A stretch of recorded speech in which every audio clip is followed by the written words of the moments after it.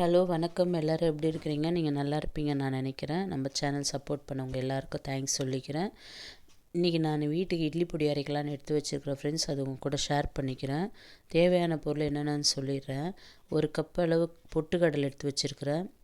2 cup அளவு உளுத்தம்பருப்பு எடுத்து வச்சுருக்கிறேன். 1 கப் அளவு கடலைப்பருப்பு, 1/4 கப்பு கருப்பு எள்ளு, வெள்ளை எள் கூட சேர்த்துக்கலாம். 10 பூண்டு, 10 பல் பூண்டு தோலோடவே எடுத்து வச்சுருக்கிறேன். கொஞ்சமாக மிளகு, சீரகம், 10 வரமிளகா, கொஞ்சமாக கருவேப்பிலை, கொஞ்சம் பெருங்காயத்தூள், இவ்வளோ எடுத்து வச்சுருக்கிறேன். இவ்வளோ தான் இட்லி பொடிக்கு தேவையானது. கல் உப்பு சேர்த்துப்போம் அதுக்கப்புறம். அவ்வளோதான். இப்போ நம்ம ஒரு வானல் அடுப்பில் சூடு பண்ணி வச்சுருக்கிறேன். இதை வறுக்க ஆரம்பிச்சிடலாங்க. வானல் அடுப்பில் சூடாயிடுச்சிங்களா? 2 கப் உளுத்தம்பருப்பு இருந்ததுங்க, அதை சேர்த்துக்கிறேன். சேர்த்து 1 ஸ்பூன் அளவு கொஞ்சமாக எண்ணெய் சேர்த்து இதை வறுக்கணும். வாசனைக்காக எண்ணெய் சேர்த்து நல்லா வறுத்துக்கலாம். கோல்டு கலர் ஆகிற வரைக்கும் வறுத்து எடுத்துக்கலாம். இப்போது வறுபட்டுச்சு. இப்போ நம்ம இதை எடுத்து ஒரு தட்டில் கொட்டி ஆற வச்சுக்கலாங்க. இப்போ ஒரு தட்டில் இதை எடுத்து கொட்டிட்டு அடுத்து நம்ம கடலைப்பருப்பு வறுத்துக்கலாம். 1 கப் அளவு கடலைப்பருப்பு சேர்த்து 1 ஸ்பூன் எண்ணெய் சேர்த்து நம்ம இதையும் வறுத்துக்கலாங்க.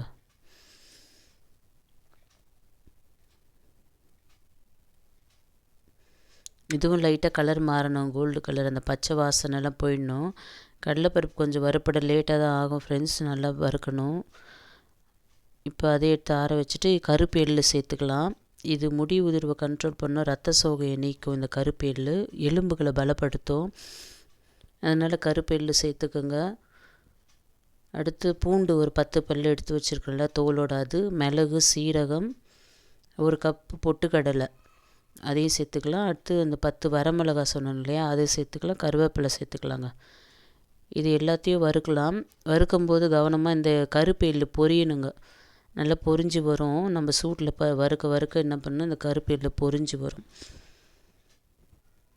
எள்ளு பொரியும், அதுதான் கொஞ்சம் லேட் ஆகும். அந்த எள்ளு பொரிஞ்ச பிறகு நம்ம இந்த ஸ்டவ் ஆஃப் பண்ணிடலாங்க.